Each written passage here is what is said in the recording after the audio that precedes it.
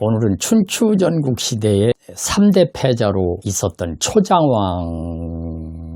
그 정치력과 절영지은이라는 고사설을 소개하도록 하겠습니다. 이 사람이 왕위에 오르기 전에 정치 여정이 순탄하지 않았습니다.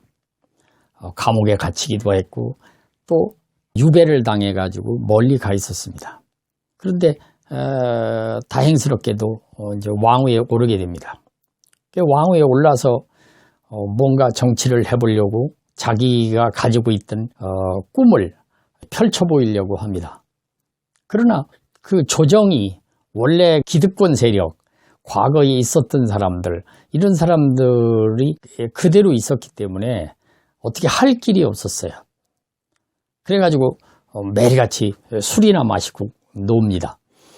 궁중에 궁녀들하고 매일같이 이게 노는 세월을 무려 3년을 하게 됩니다. 그러면서 자기가 술 마시고 놀면서 절대 나에게 간언하지 마라. 만약에 간언한 사람은 내가 죽일 것이다. 뭐 이렇게 명령을 하게 됩니다. 그리고 매일같이 궁중에서 술 마시고 노는 세월을 보냅니다. 그 신하 중에 오거라는 사람이 직접적으로 간언을 하면은 위험할 수도 있으니까 어느 날 초장왕한테 이렇게 얘기를 합니다. 제가 수수께끼를 하나 내겠습니다. 전하께서 맞춰보십시오. 이렇게 얘기를 했어요. 언덕 위에 새 한 마리가 3년 동안 울지도 않고 날지도 않고 앉아 있는데 그 새가 무슨 새인지 아시는지요? 이랬어요. 그랬더니 초장왕이 뭐라고 얘기하느냐. 그렇지, 3년을 날지 않고 울지 않았으면은 만약에 한번 울었다 그러면은 온 세상 사람들이 놀랄 정도로 천하가 진동할 정도로 울 것이 아니냐. 그리고 3년 동안 그 새가 안 날았다면 아마 구만리 상공을 날아갈 정도로 하늘을 찌를 정도로 하늘 높이 날아서 멀리 날아갈 것이다. 이렇게 얘기를 했어요. 그러면서 내가 수수께끼를 잘 맞췄다. 뭐 이렇게 말했어요. 그런데 이거는 장자 소요편의 그 붕세 얘기가 나오지 않습니까? 붕세 얘기를 듣고서 하는 건지 모르겠지만 아무튼 그 초장왕은 이제 그렇게 얘기를 했어요. 근데 그 말뜻을 못 알아들은 것은 아닌데 그 후로도 계속 술을 마시고 놉니다. 어느 날 그 소종이라는 신하가 간언을 했어요.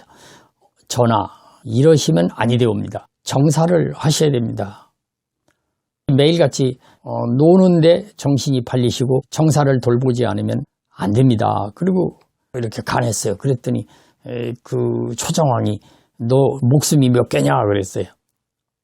죽는 것이 두렵지 않느냐 그랬더니 저는 10번 죽어도 두렵지 않습니다. 정사를 게을리하시면 백성들이 삶이 피폐해지고 백성들이 도탄에 빠지면 결국은 다른 나라가 우리나라를 쳐들어옵니다. 그렇게 되면 사직이 위태롭게 됩니다. 저는 이 사직이 위태롭게 될까 봐 걱정이지 제가 죽는 것을 두려워하지는 않습니다. 이렇게 얘기를 했어요. 초장왕이 술 안 먹고 정치를 시작을 합니다. 그런데 사실은 3년 동안에 그 술 먹고 논 것이 아니라 정말 어떻게 해볼 수 없는, 말하자면 개혁정책, 자기가 펴고자 하는 정책을 할 수 있는 여건이 안 됐어요. 또 어떤 사람이 간신인지 어떤 사람이 충신인지도 모를 정도로 기득권 세력들에 이렇게 자리를 잡고 있어서 어떻게 개혁을 할 수도 없었습니다. 무려 200명 이상을 숙청을 했어요.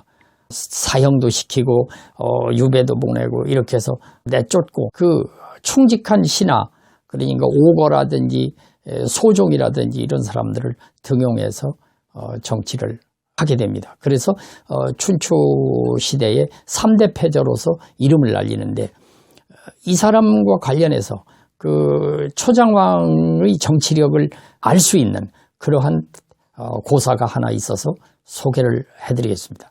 이 절영지은이라는 고사성어인데 그 갓끈을 끊는 은혜를 얘기합니다. 갓끈을 끊는 은혜. 어느 나라하고 전쟁을 했어요. 전쟁을 이겼어요.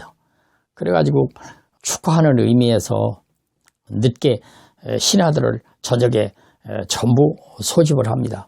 그래가지고 신하들하고 거하게 한잔을 하는데 그날 밤에 바람이 심하게 불어가지고 촛불이 꺼져 버렸어요. 촛불이 꺼졌는데 촛불 켜기 전에 신하 중에 그 장웅이라는 사람이 초장황이 아끼고 총애하던 총희가 있었어요. 그 총희를 성추행을 했어요. 오늘날로 말하면 이제 성추행이죠. 끌어안고 뭐 더듬고 이랬어요. 그러니까는 이제 그 총희가 생각할 때 감히 임금의 그 총희를 이런다. 그러니까 그냥 갓끈을 그냥 순간 갓끈을 딱 끊어서 이렇게 탁 들켜줬어요. 그리고 초장왕한테 얘기했어요. 이 정좌를 내가 잡았습니다. 이게 저를 추행을 했습니다. 뭐 이렇게 불 켜기 전에 가서 초장왕한테 얘기를 했어요. 그랬더니 초장왕이 그 순간에 이게 일반 보통 사람 같으면은 불을 켜서 갓끈이 끊어진 사람이 그 추행범인인가 그 사람을 이제 처벌해야 이게 정상적인 사고예요. 그런데 초장왕이 불 켜기 전에 딱 명령을 내립니다. 오늘 내가 명령을 하나 하겠다. 갓끈을 전부 끊어라 그랬어요. 갓끈을 끊어라. 근데 그것이 한문으로 했는데 금일여과 이름 불절 관영자 불환이다 이랬어요. 오늘 과인과 더불어 마시는 데는 갓끈을 끊지 않는 자는 기뻐하지 않는다. 그러니까 오늘같이 좋은 날 그 갓끈을 끊어라 이렇게 명령을 했어요. 뭐 임금이 명령하니까 전부 갓끈을 끊었단 말이죠. 끊고서 불을 켰어요. 그러다 보니까 누가 총희를 희롱했는지를 알 수가 없어요. 장웅이 혼자 생각을 해봤어요. 야, 정말 이게 죽다 살았단 말이죠. 내가 이게 잘못했지만은 죽은 목숨이 살아났다. 근데 그 후에 진나라하고 싸울 때 장웅이 정말 앞장서서 열심히 싸웠어요. 그래가지고 진나라를 이겼습니다.